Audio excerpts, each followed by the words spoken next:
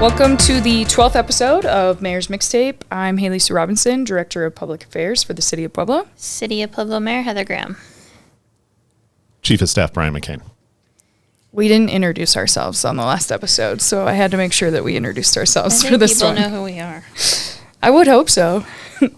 We are available on YouTube, Apple, Spotify, Buzzsprout, and you can also watch us again on local channel 17.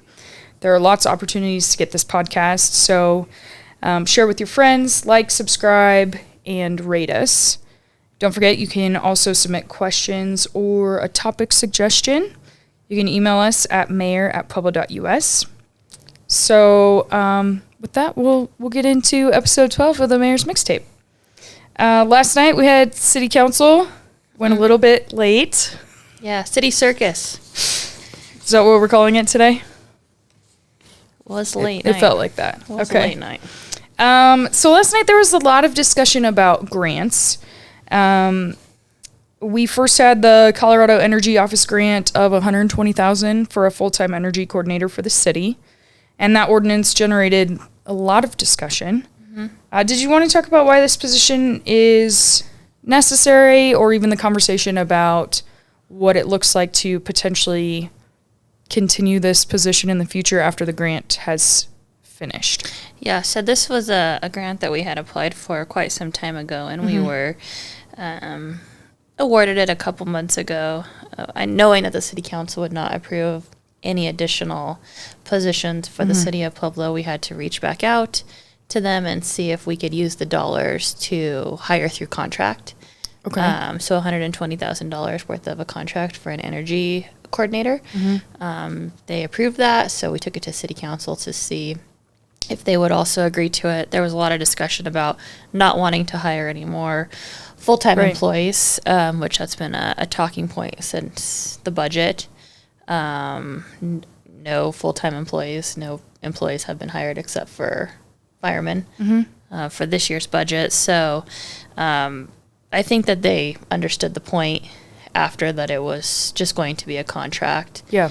I think it's important, especially as we continue to find ways to cut back on our energy rates at the city with the 2A ballot issue that failed, essentially, for the city, that we're going to have to start keeping better track of our energy costs and trying to mitigate them within the city.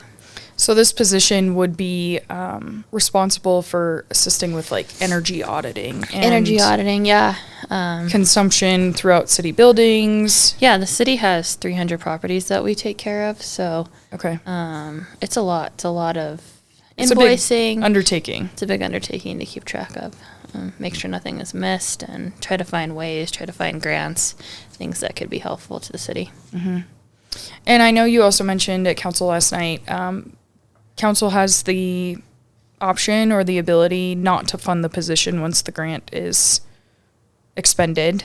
And so I think that's maybe an important note, that there's always a choice with how to move forward. Yeah, at the end of the day, all expenditures are up to the city council and how the city's money is spent. So it's interesting, though. We've heard Councilor Gomez specifically ask for the city to hire additional grant writers, but then vote grants down when the city gets them. So I believe he voted this grant down of $120,000 when the city only had to put a $6,000 grant match, and the next grant also down for e-bikes. So I'm not sure which types of grants the city council is looking for the city to obtain, but any kind of free money the city should be taking in and trying to use it in the best way possible.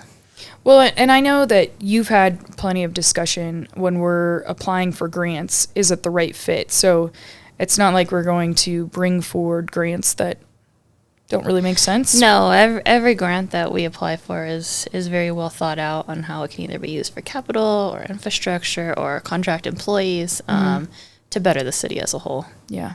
Okay.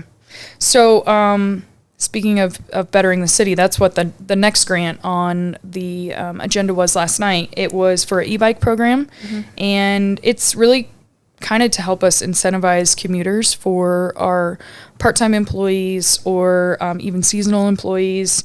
And And then there was also a piece where you took some excess remaining funds from the MLK bypass signage. For the grant match. For the grant match, yep. And this is for city employees that earn less than 80% of the area median income. And it's for income qualified permanent employees. So talk about this e-bike program and why it's a good It's a fit great for us. incentive for city employees. Mm-hmm. The city of Pueblo has over 800 city employees, so Mm-hmm. it's always good when we can incentivize or find new and improved ways when it comes to transportation for our employees. So I think it's a great thing, especially for part-time employees. When we think about part-time employees in the city, it's usually Parks Department individuals, and so I think that it can go hand in hand with being able to get an e-bike to ride to work and being a Parks employee. It's exciting for the city. Again, free dollars to be put into our community and to our employees. And so we're thankful for these types of grants that go back to the very people who are providing the services for the community. Well, and I think, e-bikes, e-scooters, things like that are becoming more and more popular. And so to be able to offer that to employees as a benefit when working here is pretty cool. Yeah, it's exciting. Yeah, it is exciting. I'm glad it passed. Okay, and then finally, this is actually a grant that you talked about previously, but last night the Department of Local Affairs, the $25,000 grant was approved. That one was approved 7-0 by City Council, and that was specifically for the shelter. Yeah, so this is going to be a planning grant the city is going to utilize to do a master plan for the city shelter. Okay. It'll talk about infrastructure needs, capital needs, what grants we could potentially obtain, how our dollars should be spent. The city is getting ready to award the RFP, so City Council is going to see first reading of that on the May 26th City Council agenda. Great. For Safe Side Recovery. So we're excited about our new partnership. Cool.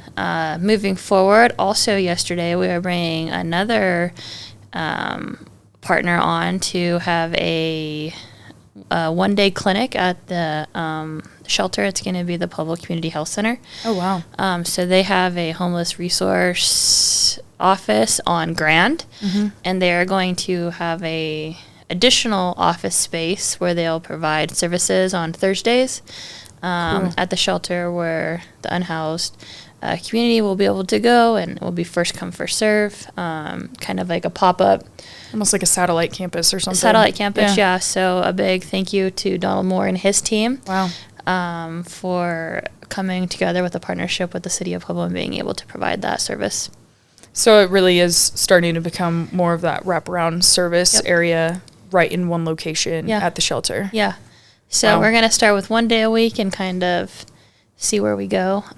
They're looking to start the clinic on June 5th. Thursday, June 5th will be the first day. So it's coming up really quickly. Yeah, it's exciting. It's something we've been working on for a few months. We had to wait till the RFP was awarded, though. Okay. In order to get the plan set.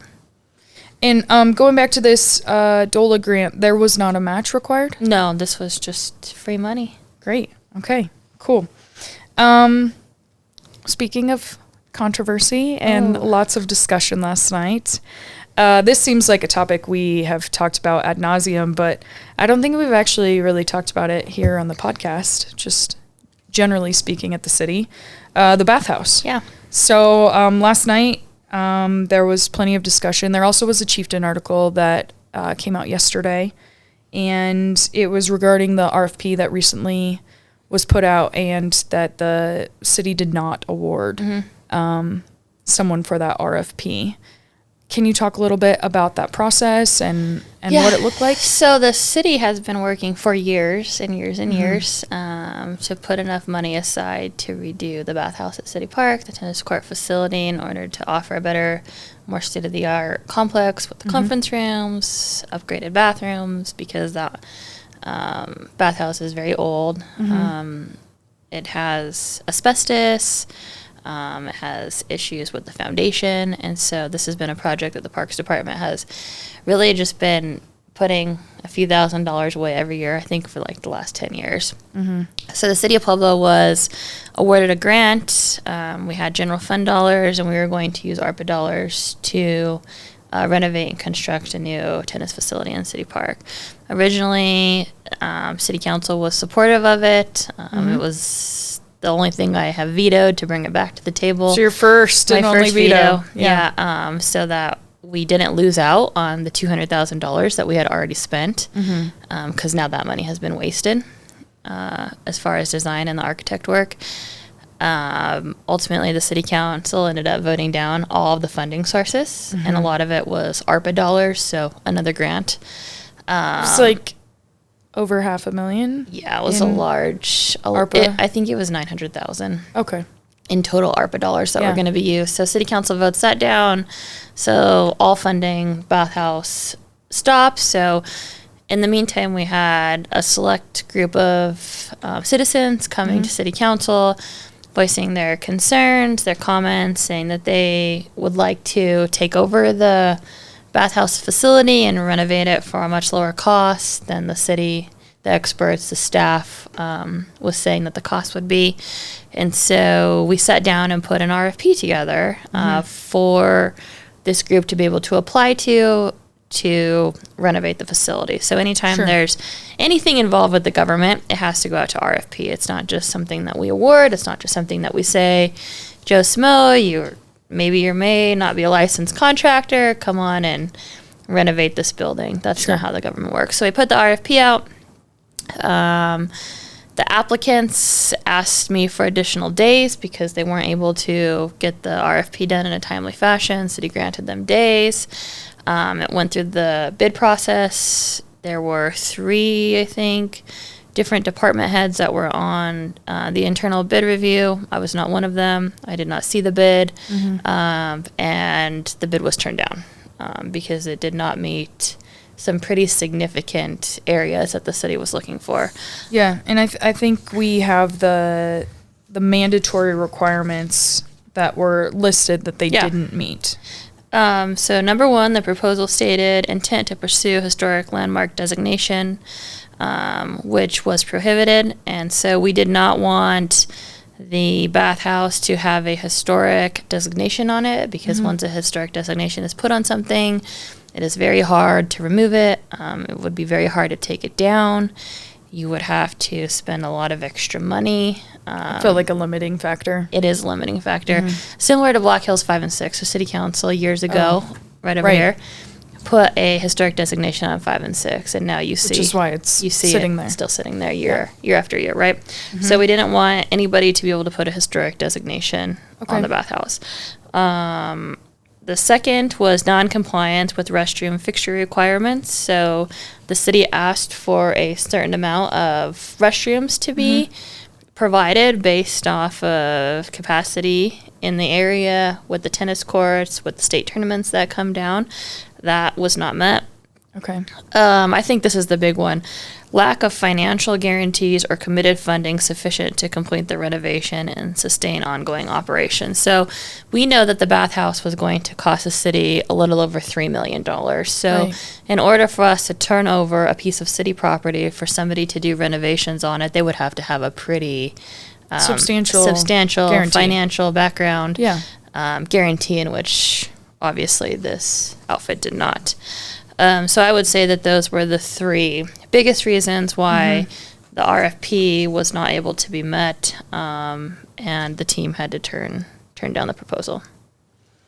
And I think one of the things in the financial guarantees, I know there was mention of grant funding. Was that grant funding already secured? No. It was proposed. No grant funding had been secured. Okay. No actual dollars, I don't think, had been secured that were going to be able to sustain the reconstruction, renovation of the bathhouse. Okay. When the city puts out an RFP for anybody to answer, whether you're a contractor or you have to be licensed and bonded, you have to have the credentials that you need, especially when you're going to be working on or taking on a city project or building. This is not new. This is how we protect taxpayer assets. Okay. So, liability insurance and all the above. Yeah.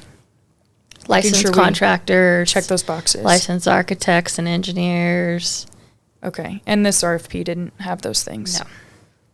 Interesting. Okay. So I guess what happens now? So I've kind of let this up to the city council now. So they've voted down all of the funding sources last December, I think it was. Beginning of December last year. So I had, kind of given them the timeline of what would happen if they did that. They did it anyway. Like we just hosted girls state tennis We just last hosted week. girls state tennis. Yeah, tons of people Hundreds down of there. We were down people. there. And kind of what the options were going to be. So now that the RFP, was not answered, there was no proposal that was awarded. It's really going to be up to the city council if they want to dedicate general fund dollars. I think the building should come down in the way that it is now. I mean, we had the asbestos testing done, so there's some holes in the walls. We thought that the building was coming down and a new building was going to be built. So it's really going to be up to the city council and what they propose to me. So. Okay. So we'll see if anybody comes forward with a solution. Yes, we shall see. Okay. Switching gears a little bit, now that we've covered city council, it's National Police Week. And so we want to give a special shout out to Pueblo Police Department. But last week you attended the community meeting with Chief Noller. That was for Quad 3. Is there anything in particular that he covered at that meeting that maybe you want to share with folks? He just went over the calls, like what kind of calls come in, the top calls that come in for Quad 3, which is Bessemer, what businesses could potentially do to help safeguard their businesses with our program at the police department where they come out and do the environmental study. The SEPTED. Yep. Obviously, the unhoused community was talked about a lot, and what the police could potentially do when those issues arise. Again, we talked about how the police are limited when it comes to loitering and trespassing. The individuals would just be issued tickets, not necessarily removed. So there's a lot of frustrated business owners. There was a lot of frustrated landlords that were there to voice their concerns. And so, we just tell it how it is. This is legislation has tied our hands. This is what we're available to do and not to do. With the shootings in the police department, we are significantly understaffed right now with all the people we have out. So if you fired your weapon or you were part of it or you were shot, there's time frames until you can come back to work, until you can be on the streets. And so we are working really with a skeleton crew right now when it comes to the police department. I think the chief said that we had 140 active bodies that were out. The city of Pueblo's police department is authorized for 231. So really down 90 officers when it comes to officers that are on light duty, open positions that we have, and then all of the officers that were out for the shooting. So I know that it's taking a significant toll. Taking a significant toll. The call volume is up, 50 calls holding pretty much all day, every day. We're hitting summertime, which is the busiest time for the police department. So they're really working at proactive ways to try to address some of these issues. Chief Noller is going to be presenting to the city council, I think, in a couple of weeks, and he's going to propose at the city council authorize hiring more CSO officers to help with these lower level reporting and crime that we have a lot of the community members voicing their concerns with. And so that's a proposal that he's going to be bringing to city council. It's a lot easier for us to hire CSOs. It only takes about 4 weeks instead of the 48 weeks that it takes to be a police officer. They can still take reports. They can still go and collect evidence. And so we believe that it might be a good use to hire some more CSO officers to help in the community. Okay. So there's some solutions despite the fact that we're down in staffing. Yeah, and then also, during the summers, we'll have an additional 10 officers from the SROs that are not in the schools. So they'll be coming on in June. Yesterday, we graduated 8 officers. Yeah, that was a really... class of 74, which is one of our larger classes. So 8 new officers also. So, I mean, we're trying. But when you have 4 officers shot and many officers who are involved in those shootings, people are kind of put on the sideline until they meet the marks. Sure. And I think it's important for folks to understand. So we had 8 officers that graduated yesterday. However, and you touched on it a little bit, there's that 48-week window. Yeah, a year. And when we have those officers graduate, they're now paired with folks on the streets. So they're not alone in a police vehicle. They're not, as Chief Noller likes to say, like a true police officer that we can count on as an extra body yet, until they're able to be on their own once they've completed all of that training. Yeah. So while they're sworn personnel now, it's still difficult. It is. But police department is still kicking butt. I mean, maybe we could post this on, the information that was presented about Part 1 crimes and how it's down significantly. It's pretty incredible what we've seen. Last year at this time, we had 11 homicides. We have 4 right now. So you're seeing a huge decrease when it comes to Part 1 crimes. Well, and it's not just homicides. It's arson, burglary, aggravated assault. They're all down. Yeah. But they're down from the high rise of 2020. So correct. Even though we might say it's down, it's not down to what it was before 2020. Yeah. That benchmark of 2019 is pretty key for the public to understand. But it seems like we're making some significant progress despite the fact that our staffing levels are difficult, or even, as you mentioned, going into the warmer months. I know that's when dispatch sees their high call volume. Yep. Yeah. Yep. So see a cop, think a cop. Okay. That's what we want to say. Okay. Well, and especially during National Police Week, I think that's important. Yep. Great. Okay. I think that's all we have for updates today. Yeah. I think so. Did you have anything, Chief of Staff? Yeah, CML's in town tonight. Oh, yes. So the Colorado Municipal League, they're coming in for their regional meeting, so we're going to interact with municipalities from the region. I think there's like 38 or 40 people that are signed up. Yep. And it's a good opportunity for them to see not only our community, what we're doing, but to share ideas, thoughts, pick their brains about what they're doing in their communities to deal with everything from crime to sales tax and what their solutions are, and just kind of brainstorm and steal some ideas, and they steal some from us. So it's always good to see them in town. Yeah. Oh, and Friday. Do you want to talk about Friday night? Oh, sure. Yeah, so we have the dedication ceremony for the Sister Cities Commission, and we have folks from Chihuahua, Puebla, and Bergamo. So 3 of our sister cities, and we'll be down at the Pillars Park, down at the levee, and we can't really call it a reveal because the mural is complete. You could go see it today. But we have some special guests in town on Friday. That's at 5:30. That'll be fun. Pillars Park. Yep, Pillars Park. Very excited. So, yeah, lots of good things coming up. Plenty of things to enjoy here in town. So busy week. It's always a busy week. Okay. Thank you for the update. Don't forget to like, subscribe, and leave us a comment, or you can suggest a topic. You can email us at mayor@pueblo.us. We'll see you next week.